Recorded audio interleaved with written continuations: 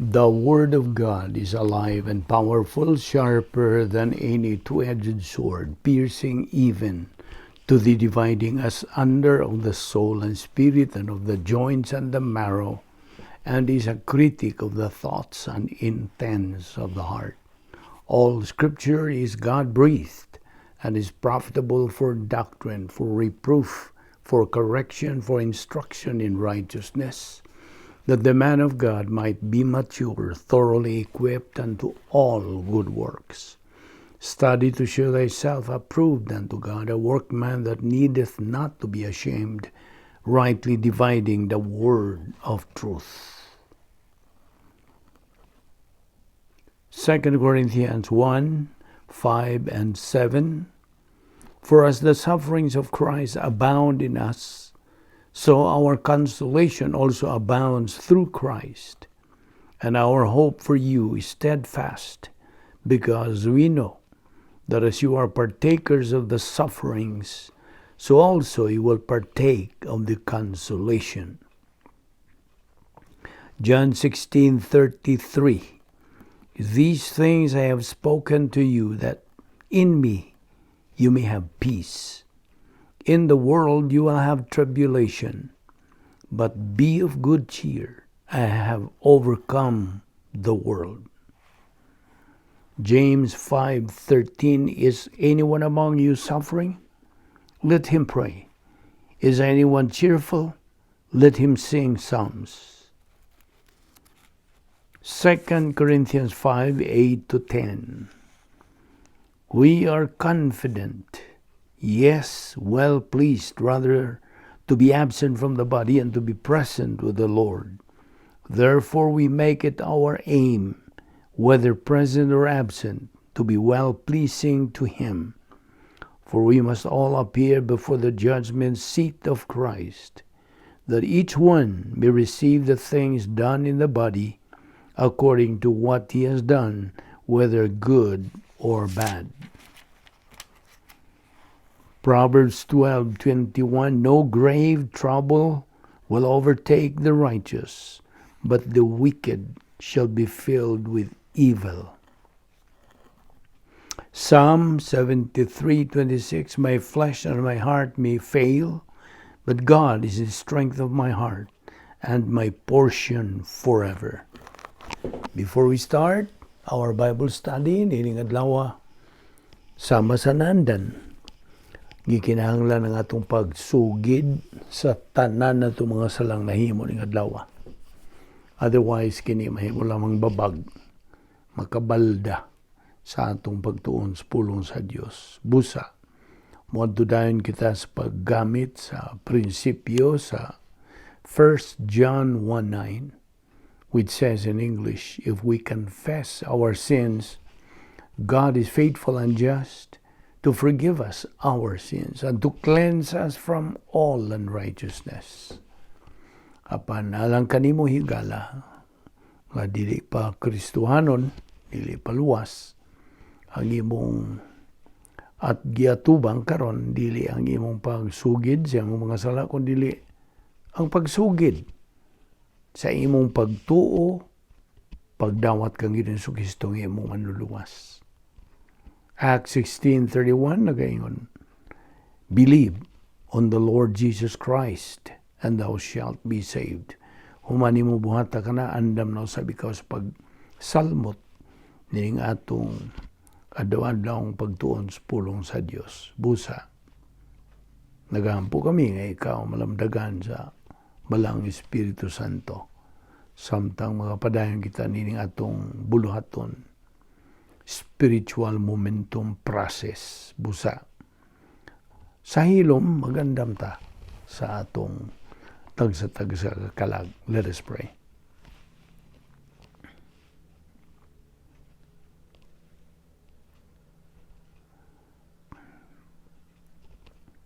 Bala na mo nga Dios, nagapasalamat kami kanimo nining layon sa mga adlaw nga imong gipadangat kanamo.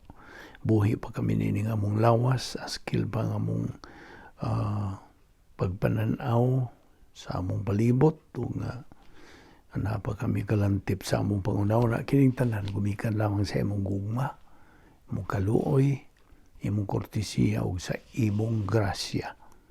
We do not deserve this, we do not earn it, we do not work for it. Salamat. Uban ni kami karon sa among pupadayon sa pagkat-on, pagtuon, pagtuo o paggamit sa among mga pulong. Sa among Bible study, pinagi sa YouTube, sa Balbido Evangelistic Ministry, panalangini kining maong ministry o Dios. O kining mga subscribers nga nagasunod niining among adlaw-adlaw nga pagtuon sa imong mga pulong. Pinagi sa pagtudlo kanamo sa balang Espiritu Santo, the only teacher of truth. This we ask in Jesus' name, our only Lord and Savior. Amen. Mayang adlaw sa tanan natong mga subscribers, atong mga higala, atong mga igsuon diyan ni Ginoong Jesucristo, our fellow believers, welcome once again. Niyan usab kita ni adlaw sa atong pagpadayon sa pagtuon, pagtuki dining atong tunanan nga hypostatic union of the Lord Jesus Christ. Now, ako kang pahinumduman nga kining atong pagtuon series kini o nga adlaw-adlaw kining ginabuhat nato agi kani og sunod sa mando sa Dios diya 2 Pedro 3:18 nga patubuon ang atong kalag diya sa grasya kay balo kang Ginoong Jesucristo pinagi ni atong ginabuhat adlaw-adlaw. This is the assimilation of Bible doctrine. We are feeding our soul. Kay mao man kini ang kalanon sa atong kalag, ang pulong sa Dios. Matthew 4:4, Deuteronomy 8:3. Busa ato karong ipadayon ang atong pagtuon dining atong tunanan, hypostatic union of the Lord Jesus Christ o gilamdagan ka naman nako niadtong bahin ining pulong hypostatic. Okay? Ato kining giduputan kay subo balandungod nga labihang daghan sa mga kaigsunan nato nga huwag sila alam magbahin ining hypostatic union ni Ginoong Jesucristo. Now, dili man gini kay pagdaot kanila, no? Buot natong ipasabot nga this is the real picture sa pagkakaroon nining panahon nato. In this age that in which we live, mao kini. Kaya di naman tamatinga, kay niya naman kita sa katuigan, ubos sa gitawag og age of apostasy. Gawas nga kini atong age is age of the church, age of apostasy gihapon. Ug mao na nga every now and then atong hisgutan kining bahin ining pagka negatibo karon sa mga bagang duot sa katawhan sa tibuok kalibutan. Worldwide mao nga na ay mensahe sa Dios may tungod ni ining mga katalagman nga mihapak na sa tibuok kalibutan. Ang nag-una ni mao kini ang pandemic, kining coronavirus nga mikuyanap na sa tibuok kalibutan o daghan na taong mga kinabuhing nakalas o daghan ang mitaliwan sa atong mga kaigalaan, atong mga suod kinabuhi, atong mga silingan, mga dagko, mga gagmayng tao, buot pasabot, mga well-known, mga celebrity, uban pa, ang mga huwag pili. Kay sa ako nang giniingon, midsahe na sa Diyos. Painumduman ng tao. Nga unsa ka mubo lagi ning kinabuhi. Humaw na nga sa ako nang giniingon nga we are in the age of apostasy. Apostasy means people are departing from the truth. Wanag yung kamaturan. So, wanag yun sila panumbaling. No regard sa ilang umaambot ng pagkinabuhi. Kaya ilang pagtuo, yung mga tawhana nga, ang kinabuhi na ito, kutobra din yung kalibutan na.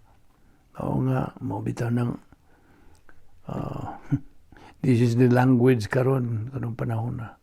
Let us make happy and be merry, for tomorrow we shall die. Maragin ang ilang attitude, ng pagtagad nining mga puntuha. Huwag pagtanaw, huwag kaamgo. They don't come to the right senses. So, muna nga, age of apostasy. Ang mga katauhan karon lahi ng mga pasiuna. We have wrong priorities. Wana Diyos. Ang ila lang yun mong kalibutanon, mga tauhanon, mga pamaagi. Kung nanay mga suliran nga maabot silang kinabuhi mo, dayon sila basol sa Diyos. Huwag sila maka-amgo nga. Ang tinuon nga babasol, sila raunta. Yun. Sila naman. Kita raong mga tao. You see? Man is responsible, accountable, and answerable. Sa tanan at mga buhaton o mga desisyon. Nga buhaton ng kalibutan. Nga kini nga ito pagtuon bahin ini agi kinig pagpahinumdum ka na to nga kung way Kristo diya sa mong kinabuhi, life would have no doesn't make sense. Mudayon lang kag ingon, why did God let this happen to me?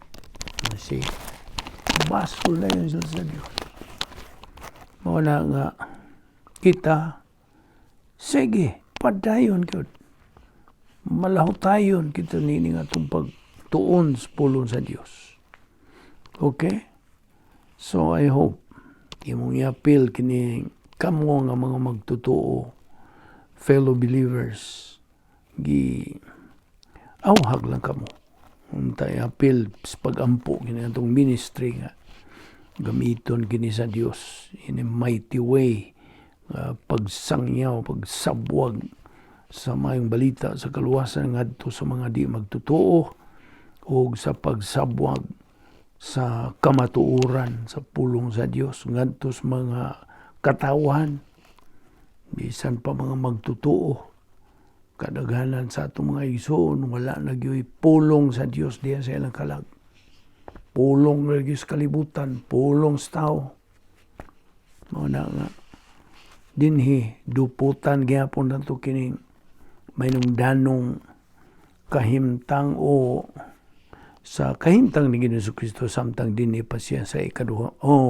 Una niyang pagani dinhi sa iyang pagpagkatao, nagpakamatay siya. So mo ni atong gihisgutan hypostasis.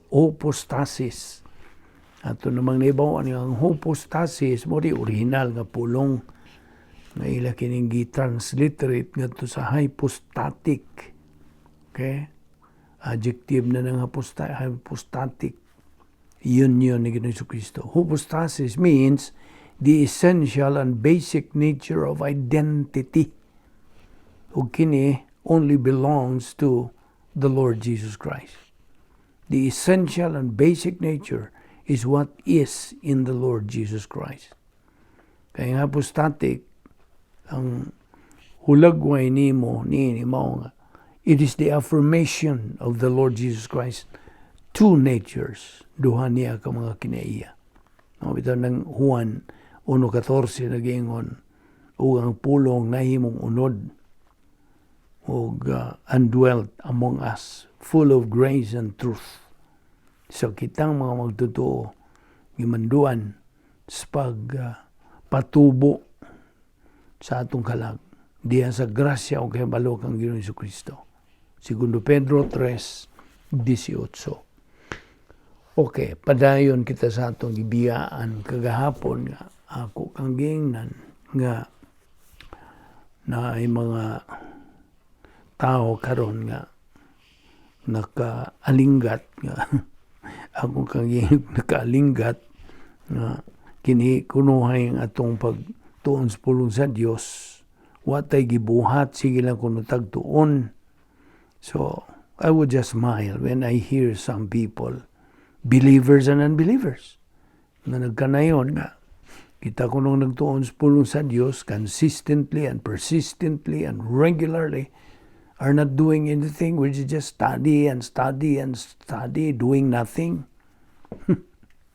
Ako gituwag nga, well, this is better than doing many things without anything in the head.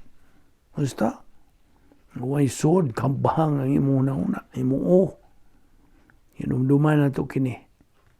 Nga kitang mga magtutuo, gimanduan sa pagpanag-iya o kaalam. We are mandated by the Word of God to acquire knowledge, knowledge, and more knowledge. Unsay tuyo, to be doctrinally smart. Sa diha nga we become doctrinally smart as believers, we cannot be doormats in life.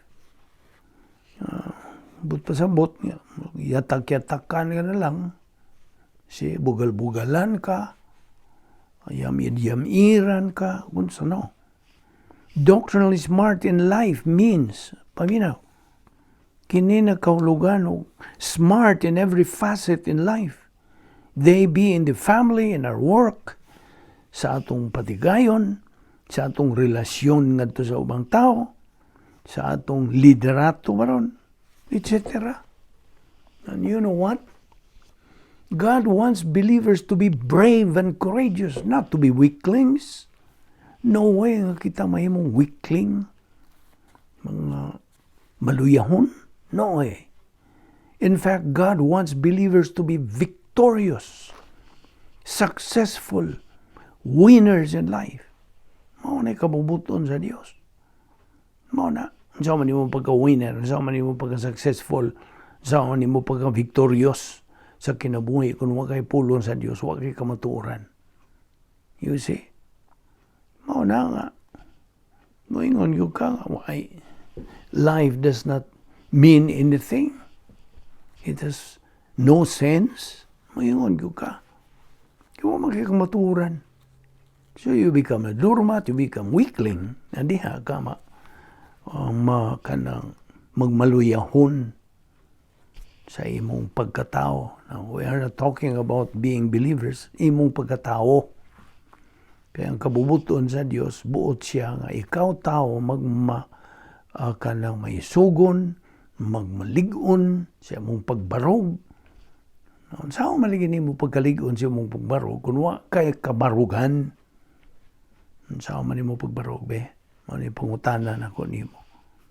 Mao na nga kita sayod na sa atong pagtuon ni ining mga bahina nga kabubuton sa Dios nga kita mga magtutuo, magmadinaugon, magmalampuson ug unsa kanang winners in life. In fact, ang Dios buot nga kita makaangkon ni ining mga panalangin, mga kauswagan, mga kalampusan, ang pag-usbaw nimo, promotion. Kaya ang promotion, gikan ra gyud sa Dios, ang true promotion, I mean. God is in the business of promoting people who are positive to the Word of God. You see? So, unsa man natong mga magtutuo to acquire niining blessings, prosperity, success, unsa man nato pag angko nini by studying pagtuon, learning, believing, and applying God's Word in our life. Mao na nga nagsunod lang kita sa mando sa pulong sa Dios dia 2 Pedro 3:18. Grow in grace and in knowledge of our Lord Jesus Christ. And then kabuta o abuta ang spiritual maturity nga mao na ang gitawag nato capacity stage. Capacity nga di ka katakos pag kinabuhi. O nang kadtong magbugot-bot sa ilang kinabuhi, way hinungdan ang kinabuhi, mao to sila'y way katakos sa pagkinabuhi. Sabot? Wa sila katakos. Ako bitaw kang giyatagan o ihimblo nini nga ang imong katakos, batang gamay 5 anyos o 4 anyos ba? Tanawa, na ba siya katakos? O atagan ni mong labihang kanindot nga auto. Mercedes-Benz ba? BMW ba? Unsa flashy car nga mong ihatag. Na ba siya katakos?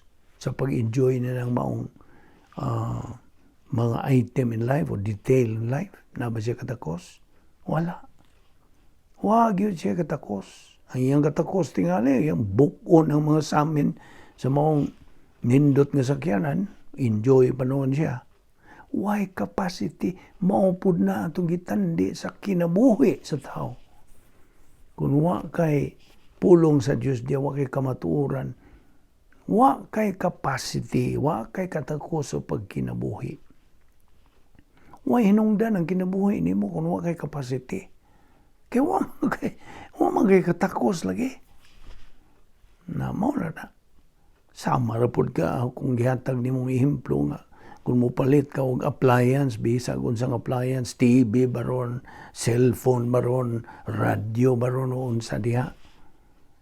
Unsa man imong pag-enjoy anang maong mga appliance kung di ka mubasa sa instruction manual, owner's manual, di ka mubasa unsa ni mo pag gamit niya na aron mo enjoy ka. Wa man kay pagbasa, wa man kay alamag. Na mo na. Naguba na lang nung imong ipamalit nga appliance. Mao po na pagtandi na to sa kinabuhi. Wa man kay pagtuon sa pulong sa Dios. Nga ito nang itandi, ikaamgid na ito ka na o owner's manual. You see? Imong instruction manual. No, kung tao pa ang Diyos, may yung Diyos. Mirisi ka kaya wa man kamutuon sa akong kamatuoran.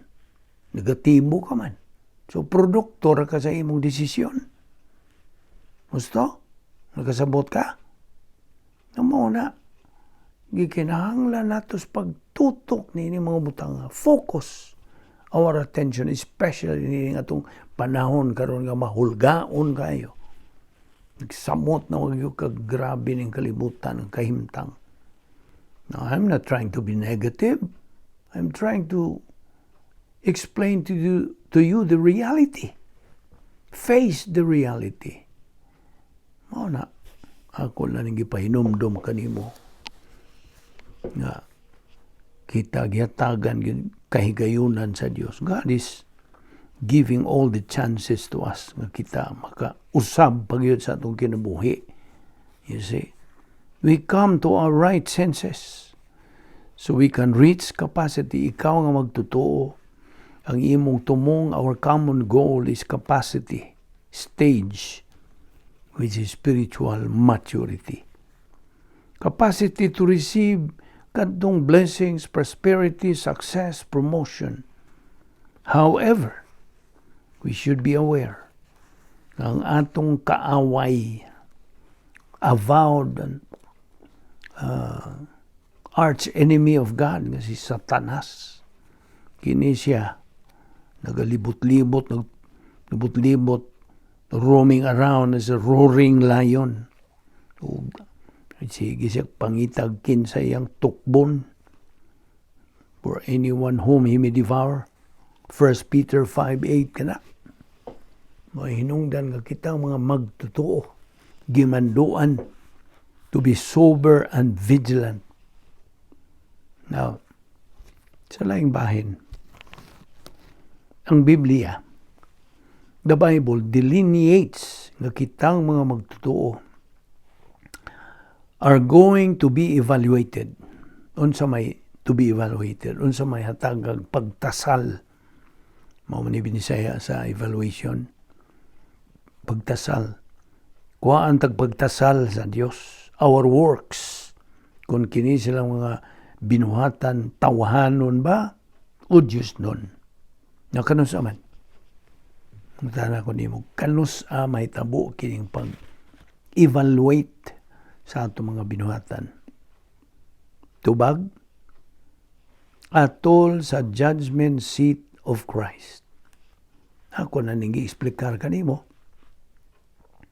During the judgment seat of Christ, immediately following the rapture. Ug ang rapture is likewise called exit resurrection. Now, hinumduman nato nga ang dili kasagaran nga espirituhanong panginabuhi anha lamang nato makinabuhi pinaagi og Diyos nun nga pamaagi, dili sa mga tinawhanong paagi, not by human means. Tungod kay nga naman, tungod kay ang Christian way of life is what? Supernatural way of life. Supernatural gani, dili talaga saon. Dili natural. It is a supernatural way of life. Ug tungod kay supernatural way of life man, kini nanginahanglan og supernatural way of execution also. Right? Now, so what actually is the key to enter into this unique spiritual life? Unsa man gyud Yahweh? By being filled and controlled by God the Holy Spirit. Now, what's this? Bantay. We cannot ask for the filling of the Holy Spirit. Narabay ubang na itong mga igsuon nga. They're out of line. Ingon sila, Espiritu Santo, puniko, sayop. We cannot ask for the filling of the Holy Spirit. We need Bible doctrine to metabolize in our soul. Nakadungog ka? Mura na itong gikinanglan. Pulong sa Diyos. Naggalingon ni kini metabolize in our soul by the Holy Spirit. O niya, gamita ka na sa imong kinabuhi. Otherwise, we would not know the precise way to be filled with the Holy Spirit. Mauna nga, sige na itong malmal kanimo. Balik-balik yun may tungod. Unsaon natong mga Kristuhano nga mapunan ta Espiritu Santo. That's why this is a critical pathway alang sa magtotoo. Knowledge of Bible doctrine plus doctrine mixed with faith. Sagulan ka na sa imong pagtuo. Equals divine viewpoint life. Divine viewpoint thinking. Wisdom. Ang original nga pulong niya, Sophia. Now, iba naman nga, to study God's Word is one thing. Gusto? But to know, learn, apply, believe it in our life is another thing. Mauna nga, ang Yahweh ning tanan mo katong slogan nga, Operation SLBA, study, learn, believe, apply. The filling of the Holy Spirit, paminaw, ang pagpuno kanato sa Espiritu Santo is one of the most controversial subject in the Christian world. Tinood, daghang mga debate nini, magkalalis sila may tungod nini. Tungod kaya there are believers who do not know to be filled by the Spirit. Subo, yun palandungon ka na. But there are also believers who know to be filled by the Holy Spirit. Yang tinuod, unsaon man. By using the recovery technique of 1 John 1:9. If we confess our sins, God is faithful and just to forgive us our sins and to cleanse us from all unrighteousness. Kano na yun itong balik-balik ka na. Ang prinsipyo niya na, bersikulo niya sa di pa kita magsugod sa pagtuon sa pulong sa Diyos. That's the key to enter the divine dynasty, operational divine dynasty, and to be able to fulfill nga makatuman kita sa protocol nga plano sa Diyos alang sa itong kinabuhi. Sabot? But, di man ego nga mo rebound lang ka, and we have to just forget it. No. It's not enough. Paminaw. dili paigo ang pag-rebound nimo pag sugid sa mong sala, kun dili you have to keep moving padayon padayon sa pag-advance. Unsaon? Pagtuo, pagkat-on sa pulong sa Dios. And that is how to perpetuate our spiritual momentum, pagbuylo ng espirituhanon sa atong kinabuhing espirituhanon. We have to keep on keeping on sa atong gitawag og post-salvation epistemological rehabilitation, and let doctrine circulate in the stream of our consciousness. Patuyok-tuyok ko na yun sa atong panimuot. Bahin na kini sa atong kalag. Bahin na kini sa atong pagkatao. Bahin na kini sa atong pagkaanak sa Dios. Inumdumi katong tulo ka spiritual skills. Tulo ka espirituhanong kahanas.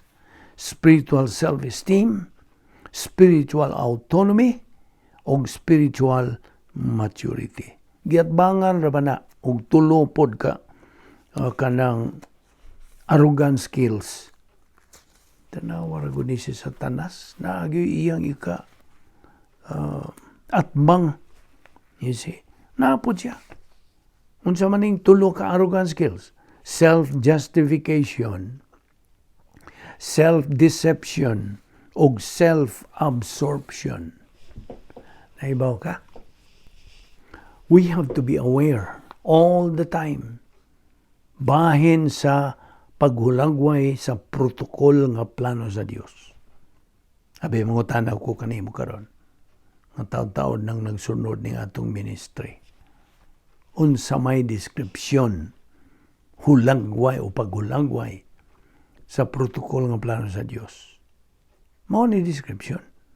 A right thing done in a wrong way is wrong. A wrong thing done in a right way is wrong. A wrong thing done in a wrong way, labaw ng wrong. Only a right thing done in a right way is right. That is the description of the protocol plan of God. That is the protocol plan of God, which is otherwise called, unsa? Napailay mga ni the Christian way of life. Operational divine dynasphere.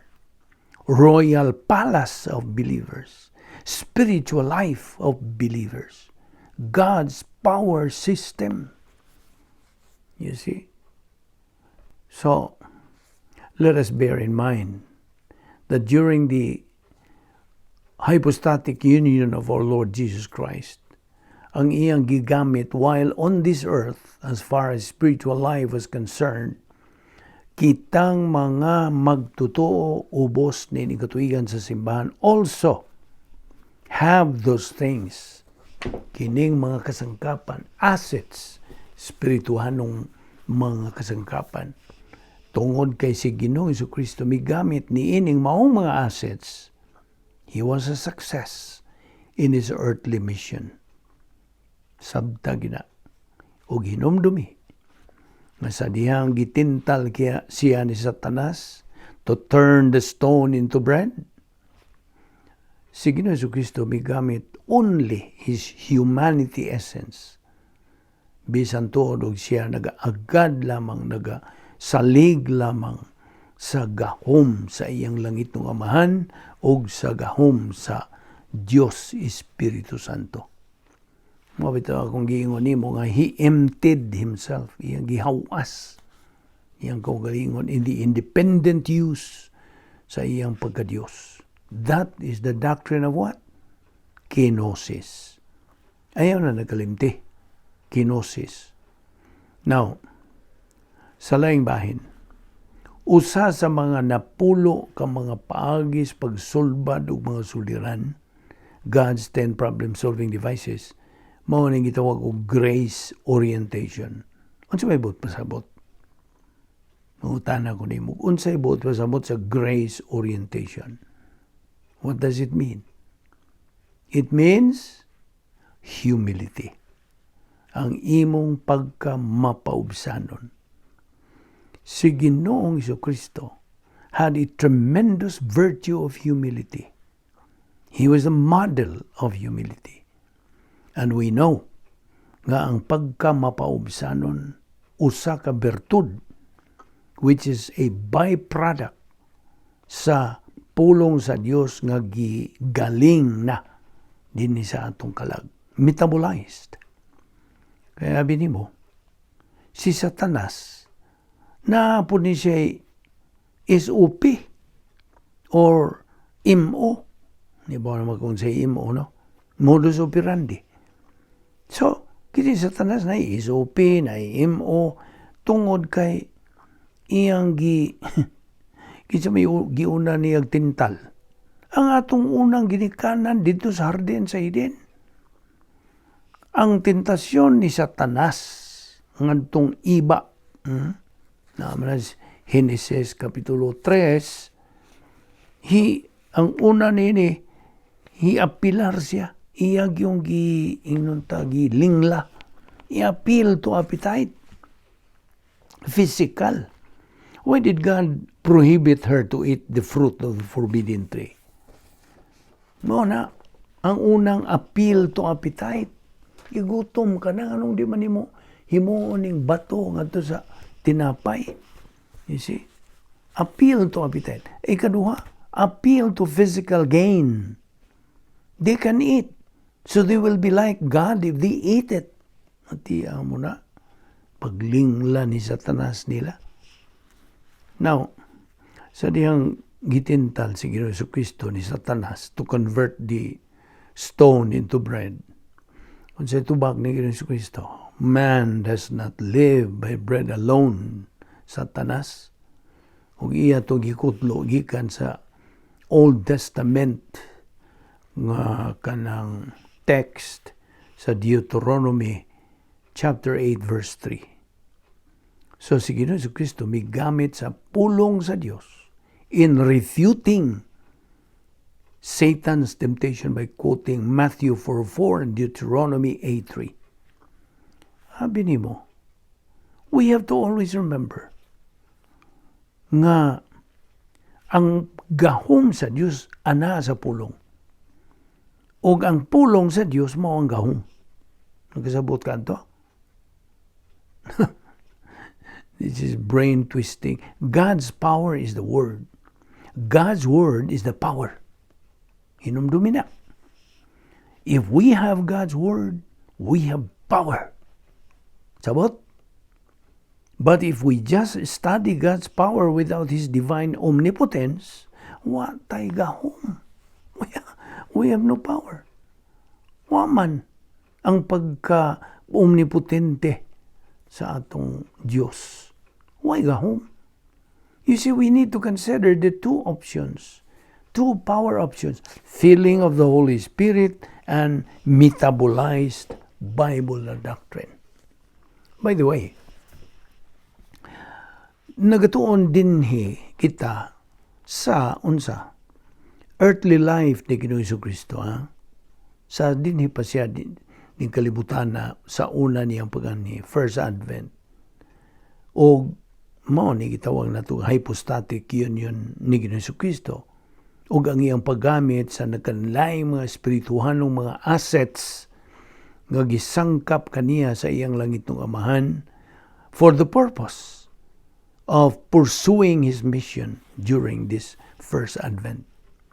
O kita nagaingonan nga siya mitubo diha sa kaalam and stature, Lucas 2:52. Kitang mga magtutuo ubos nining katuigan sibahan, gimanduan sa pagtubo diha sa grasya o kay balo kang Ginoong Jesucristo. Natiyawa ako na pong ibalik. Balik-balikon man yun din nato.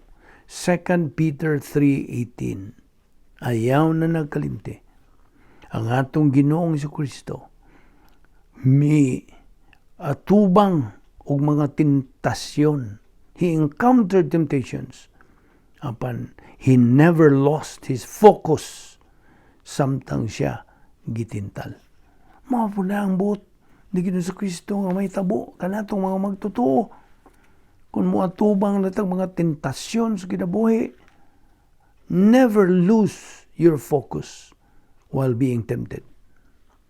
Kaya niini nga itong panahon, in our time and age as believers, we are supposed to maintain our focus to the Word of God and use God's promises in order that we always realize that human solution is no solution. Only divine solution is the real, genuine solution. Naibaw ko pagpilay mga saad sa Diyos. Ngani ka na itong mga magtotoo. Do you know? Or have you counted God's promises and His Word? Ang labing tinuod sa imong pagtuon bahin sa pulong sa Diyos, anaa siya'y 7,000 ka mga saad. Ngani ka na to. 7,000 promises. Namungutan ako, hindi mo pila na may mga saad sa Diyos nga imo nang nakatunan. Ug nasilsil na diya sa imong alimpatakan. You see? Mauro ba na iyawi sa pagkamadinaugon. Kay, mo lagi ng prinsipyo nga itong gibarugan. Human solution is no solution. Only divine solution is the real, genuine solution. Ug kita ng mga magtotoo, we are supposed to be consistent. Consistent, persistent, regular. Malahutayon, masigihon, makanunayon ang pagtuon sa pulong sa Diyos. In the intake of the post-salvation epistemological rehabilitation, o patuyok-tuyoko na ninato sa atong panimuot. Now, pangutana, who and what is most important to you as a believer? Kinsa man o unsa? Ang Diyos ba o gayang pulong? Now, be sure to answer it right. A follow-up question. Do you know really who and what God is? Kailan na bagyong kinsa o unsa ang Diyos? Paminaw. Ang Diyos o ang iyang pulong, usara. God and God's Word are one and the same. Si Kristo maong buhi nga pulong, samtang ang pulong sa Diyos mao kini sinulat nga pulong. Sabot ka? Ug dili kini sila mabuwag. We cannot separate the two. Useless the one without the other. Sabtagi na. Ang pulong nga Jesus or Jesus, ang iyang pagkamanluluwas. Ang Emmanuel, God with us, ang Diyos, uban ka nato. Ang atong Ginoong Kristo, sa iyang pagbuhi, nagyon siya ang Espiritu dito sa cross, pag-ingon niya, in manos tuas commendo Spiritu meum, into thy hands I commend my spirit. Simultaneously, paminaw, simultaneously, dungan niya to, iyang gibilin ang divine danosphere nga ni kanato. Nga mga magtutuo, ubos ni katuigan simbahan. For our own benefit. Now, if we utilize God's Word while we reside diha sa operational divine danosphere, we are potential winners in the Christian life. Sabtagi na. Kung buot kang mahimong mananaog, then, sa imong pagkakristuhanon ba? Then, mao ka na. Mao kini ang tugon, mando, pasidaan, kabubuton, tuyo, plano sa Diyos sa atong kinabuhi. Kay si Satanas ra ba, God's arch enemy, avowed enemy, had tried to tempt our Lord to utilize His divine essence rather than His human essence. Mao na nga kita, gimanduan sa pulong sa Diyos, kitang tanan nga mga magtutuo to use the whole armor of God. Efesos 6:11. The whole armor of God. Tibuok nga taming o hinagiban nga iya sa Diyos. Kaya ang Diyos, Espiritu Santo, siya ang naghatag kanto gahom natong mga magtotoo to use them in our life. Di nilang una kita kutob karong adlaw atong ipadayon kini ugma pohon ingnon ta kay na niya pa magitay labihan sa kadaghan nga mga punto sa doktrina nga atong paghisgutan. Magampo ta. Amahan namong Dios, nagapasalamat kami kanimo nining grasya nga among gipahimuslan ning adlaw. Salamat sa imong pagpahinomdom kanamo. Unsa ka manungdanon kabililon sa imong mga pulong. Naghan sa among mga kaigsuran, wa makaamong ana nga ana lamang diha ang gahom nga among maangkon. Salamat. Dasiga, hagita pa kami og dugang sa pagpadayon gayon sa paggunit ning imong mga kamatuoran ug tuon pagkat-on sa daghan nimong mga saad. Tiyaw mo'y 7,000 ka mga saad nimo nga wa lang kini panumbalinga sa mga kadaghanan sa among mga kaigsuonan. Salamat. Ning among Bible study pinagi sa YouTube sa Balbido Evangelistic Ministry, dasiga kami o Dios. Anoint us. Use us in a mighty way. Dada kami pagbalik ugma din aron kami pagpadayon sa pagtuon, pagkaton, pagtuo, paggamit sa imong mga pulong sa among Kristohanong pagkinabuhi. Kining tanan among gipasalamatan sa ngalan ni Ginoong Hesukristo. Amen.